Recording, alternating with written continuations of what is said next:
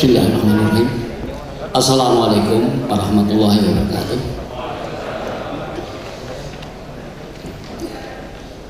Sewaktu saya menerima undangan ini, saya berpikir sebenarnya ini kenapa saya diundang tiba-tiba harus membicarakan tentang Kasman Singodemejo. Itu kurang lebih secara resminya melalui SMS dulu gitu. Minggu yang sebelumnya, minggu yang lalu. Saya sendiri berpikir ini bisa atau tidak karena kebetulan di tempat saya bekerja sedang bersih-bersih gitu. Jadi bersih dalam arti ini banyak mahasiswa yang harus cepat diluluskan. Bersih-bersih gitu. Tidak kurang 39 orang gitu. Jadi kan harus dihitungkan. Kalau tidak iya cuci gudang gitu. Jadi harus sehingga hampir tiap hari ada. Sehingga waktu ditanya bisa atau tidak. Nah, karena memikirkan itulah saya sebenarnya sudah menyiapkan PowerPoint ya. Itu pun bukan baru, artinya saya karena kebetulan tahun yang lalu juga diminta sama yaitu Gubernur Rejo, tadi saya singgung meminta tentang membicarakan masalah Kasman ini juga. Nah, juga yang berrekomendasi Pak Anhar Gonggong lagi juga Pak Anhar Gonggong terus-terusan. Mungkin hanya karena kebetulan sewaktu saya menjadi sebut saja sebenarnya Pak Anhar itu termasuk guru saya juga. Nah, berbicara tentang TNI lalu menyinggung nama Pak Kasman itu karena saya banyak bicara barangkali bisa nggak tahu saja Pak Kasman. Padahal modal saya sebenarnya buku yang ada tulisan Pak ini. Ya, buku ini sekarang memang agak langka. Ya. Nah, tapi yang menarik kenapa tokoh ini tidak terkenal tadi disebutkan ya. Kok seperti dilupakan sejarah. Bahkan dalam sejarah nasional pun boleh dikatakan hanya kaitan dengan proklamasi yang menyebut nama Pak Kasman Singodemejo ini. Ya. Ya, jadi setelah masa revolusi kiprahnya dianggap tidak ada gitu. Itu kalau lihat sejarah nasional ya, jadi baik itu sejarah nasional yang versi Nugroho Notusanto dan kawan-kawan maupun yang baru yang namanya Indonesia dalam arus sejarah, itu pun masa-masa revolusi Pak Kasman tidak ada juga Pak gitu ya. Tapi pada orang tokoh ini sebenarnya sangat menarik ya. Tadi disebutkan sesuai dengan topik di sini adalah berguru ya kepada ketokohan Pak Kasman Singodemejo. Kalau bercerita tentang yang kontemporer sudah ada saksi mata dan juga yang melihat bagaimana kiprahnya. Mungkin saya sedikit melihat apa yang pernah ditulis di sini ya. Memang tokoh ini tidak sekedar berteori, memang sejak muda rupanya bahwa hidup itu perjuangan.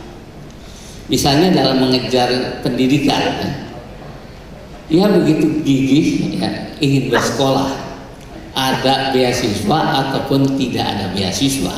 Ya, ya kalau mendapat beasiswa, dia terima dengan baik dan digunakan. Ya. Kalau tidak mendapat beasiswa, dia berupaya mencari sendiri, antara lain dengan berjualan. Nah, yang menariknya lagi selama masa pendidikan ya, terutama di Stovia ini, yang nanti pindah ya, dia mampu juga membiayai adik-adiknya.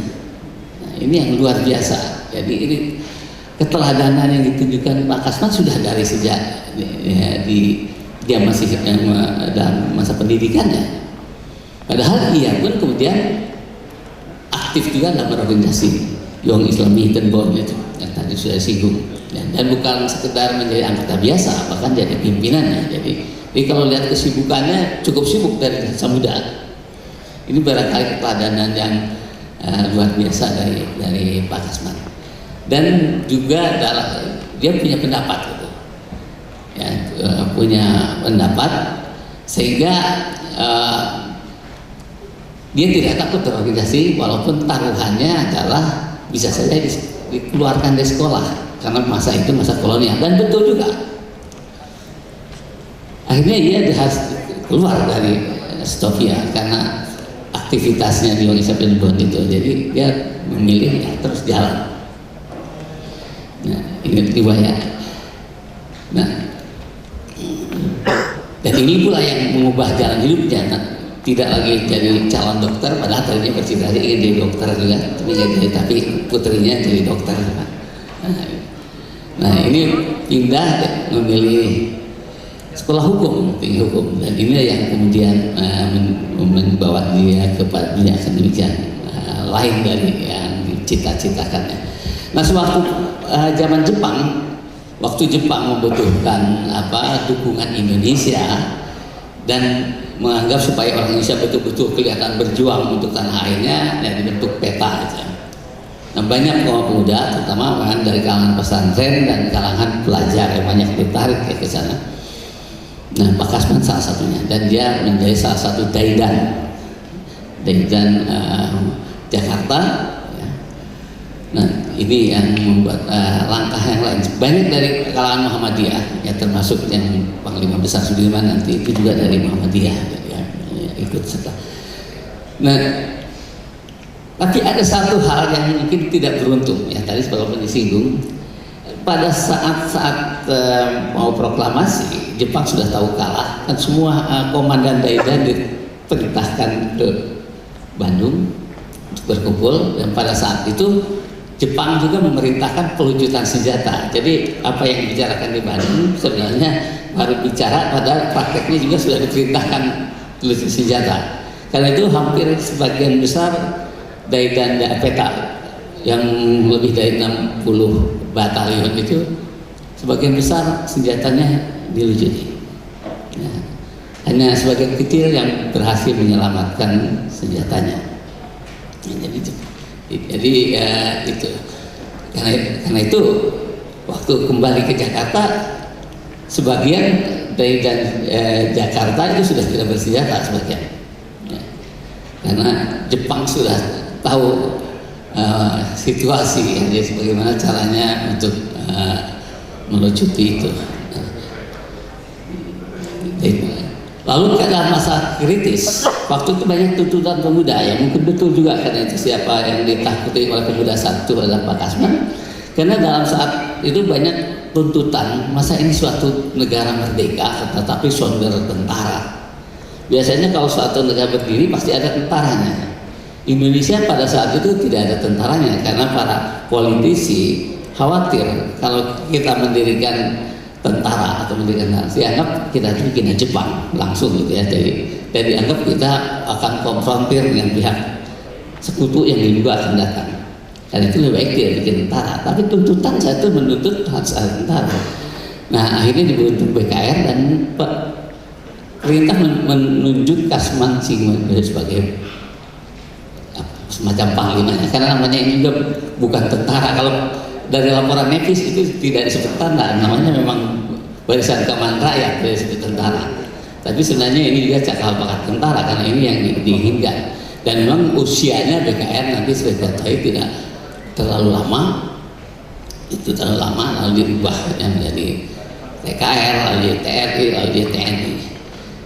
Nah, lalu apa? Seperti tadi disebutkan, satu ada move politik dilakukan oleh Sultan Syahrir yang akhirnya membawa juga secara tidak langsung Pak Kasman menjadi ketua KNIP, ya. Akhirnya jadi ketua parlemen karena kedudukan KNI itu yang tadinya hanya pembantu presiden dinaikkan menjadi parlemen, ya jadi itu. Karena itu otomatis ini menjadi ketua parlemen yang pertama. Nah, beliau menjadi ketua parlemen itu tidak berarti kiprahnya di militer hilang sama sekali, Pak. Karena ada satu peristiwa yang di masa revolusi itu, sewaktu akan diadakan namanya semacam reorganisasi ketentaraan dari TRI menjadi TNI, dan aturannya Pak Kasman sebagai tadi disebutkan sebagai Menteri Muda Kehakiman, dia pun diundang Nah, salah satu yang menarik dari usulnya itu katanya ini harus ditata ulang struktur organisasi ketentaraan ini, karena sekarang keadaannya jomplang. Angkatan darat, katanya angkatan darat itu paling banyak prajuritnya tapi paling minim perwiranya. Sementara angkatan laut yang prajuritnya nyaris tidak ada, justru perwiranya paling banyak, melebihi angkatan darat. Karena kehalang pelajaran ini katanya tidak sehat, harus bahas semacam ini. Nah ini yang menjadi salah satu bahan dari dalam reorganisasi yang dilakukan saat itu, bagaimana agar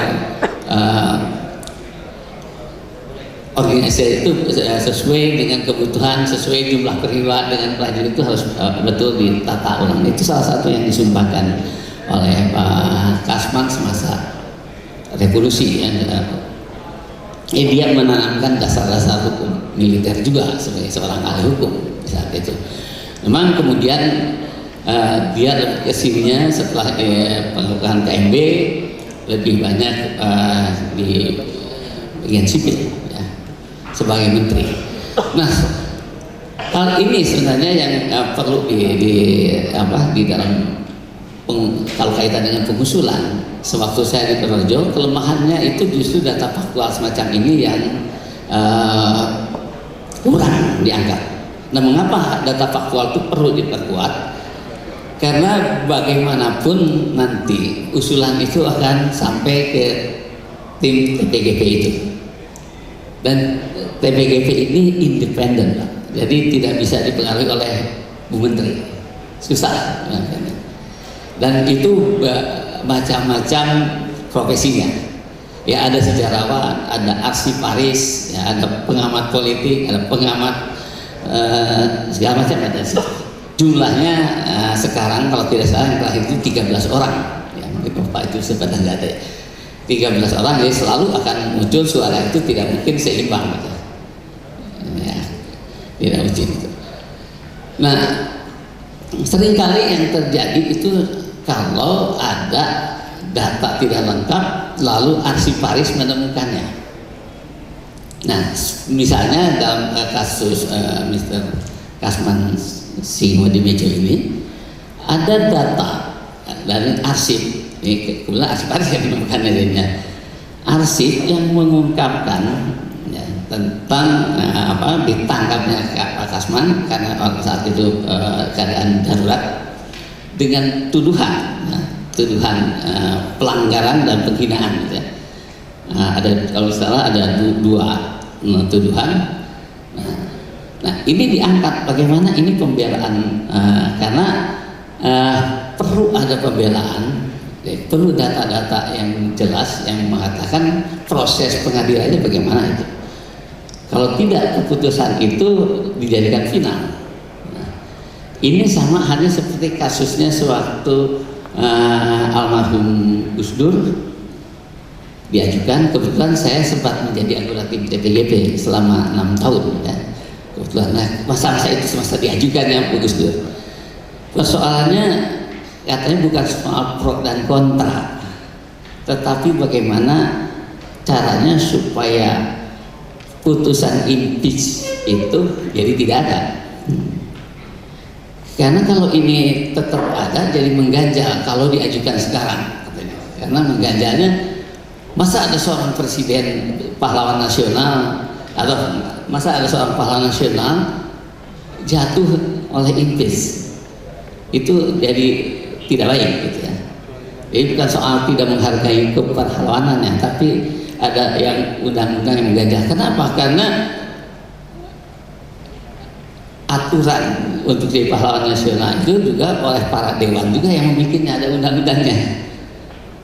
Undang-undangnya, ada peraturan perintahnya, ada permennya gitu. Jadi itu menentukan demikian. Sehingga kalau ada masalah yang menyangkut itu harus di-clearkan dulu. Nah, ada beberapa saya tidak terbawa, yaitu arsipnya itu. Jadi ini ada di arsip nasional. Nah, itu harus ditelusuri. Kalau saya setuju dengan buku yang ini, saya sudah mengakui saat itu betul itu, tapi bagaimana menghadapi hal yang kecil. Kalau soal tuduhan PRRI, betul Pak Asman sangat menderita sekali ya. Sehingga tadi katanya tembak saja. Karena ada yang dipaksa jadi saksi pun kan harus diperiksanya juga kejam juga. Nah, tetapi kalau tadi itu ada data lain yang masih sekarang memang tidak terbuka, tapi ternyata Arsiparis tahu. Karena begitu seorang tokoh diajukan, apalagi menyangkut tokoh lama, itu arsipnya itu ada. Nah, arsip-arsip semacam itu perlu oleh nanti seorang tim yang akan menulis bagaimana itu menjelaskannya.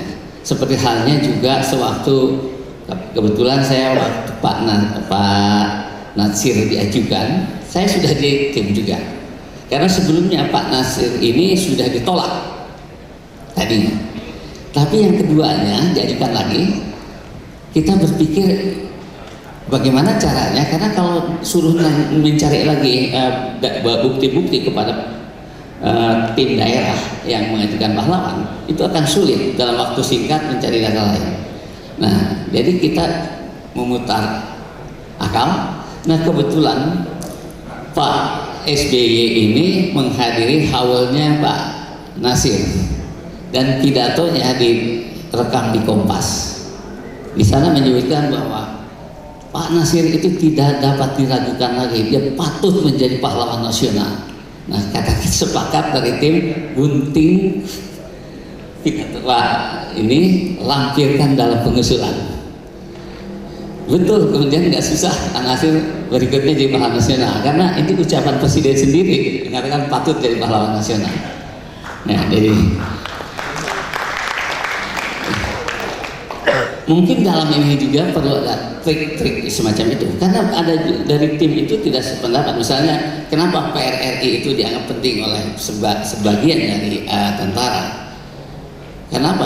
Karena akibat diproklamirkannya PRRI, katanya berapa jiwa yang meninggal tanpa dosa. Ya, alasannya itu. Dan berapa prajurit yang meninggal dunia sia-sia, katanya. Itu ada yang itu. Nah, biasanya mencari celah-celah yang lain. Jadi bukan hanya teknis jadinya, sebenarnya ada konten yang perlu diperhatikan. Jadi mudah-mudahan ini bisa lebih cepat dipenuhi. Karena waktu periode juga saya sudah memesankan tolong bikin biografi Pak Kasman yang bersifat akademis, biasanya dituntut oleh tim, dituntut. Jadi dia akademis ya, tidak yang populer, tapi akademis, terutama bagaimana menyiasati data faktual itu arsip-arsip yang sudah ada. Nah, itu juga kita harus menelusuri. Ya, tentu saja ini karena ya, bukan tim TPG itu biasanya yang lebih alot, ya, tapi Dewan Kehormatan. Karena banyak yang dari tim TPG itu lulus. Dari itu lulus, tapi di Dewan Kehormatan tidak lulus. Ya. Bahkan sekarang pun sudah banyak yang agak sulit harus diajukan. Salah satu yang tidak pernah lulus itu juga ini masih rekan anggota BPUPKI, yaitu Ahmad Sanusi. Dia yang dianggap ikut mendirikan PUI, padahal waktu PUI digabung itu beliau sudah meninggal. Tapi rupanya oleh PUI dari Pak Her itu masih dianggap pendiri PUI padahal belum meninggal. Tapi tokoh ini tokoh luar biasa sebenarnya. Salah satu karyanya selain dia ikut di BPPKI, juga salah satu karyanya itu transliterasi Quran. Jadi pada masa itulah kenapa dia mentransliterasi Quran? Karena saat itu katanya banyak para studenten, para pelajar yang notabene Islam tapi kurang mengetahui Islam, lalu ingin belajar Islam tapi tidak bisa bahasa Arab, tidak mengerti huruf Arab. Nah, orang ini perlu dibantu. Nah, karena itulah menurutkan tafsir yang pertama yang menggunakan huruf Latin itu namanya Tafsiratul Muslimin. Saya pernah membawa bukunya dan menunjukkan ke pimpinan Muhammadiyah juga. Waktu itu dengan Pak Fahrudin, saya tunjukkan komentar dari Pak Kunto Wijoyo, salah satu itu mengatakan, wah ini luar biasa untuk masa itu. Jadi tahun 30-an sudah menerbitkan hal yang semacam itu. Itu juga menjadi pahlawan. Jadi banyak hal yang nanti agak harus dipersiapkan agar tidak kesandung, ya kesandung. Tapi saya percaya sekali Pak Fatwa sudah berhasil beberapa kali menggulirkan hal ini. Tapi bagaimanapun itu mungkin itu saja dari saya sebagai penambahan, ya, karena yang kontemporer sudah lebih dibicarakan tadi. Wassalamualaikum warahmatullahi wabarakatuh. Klik like, share, dan jangan lupa subscribe.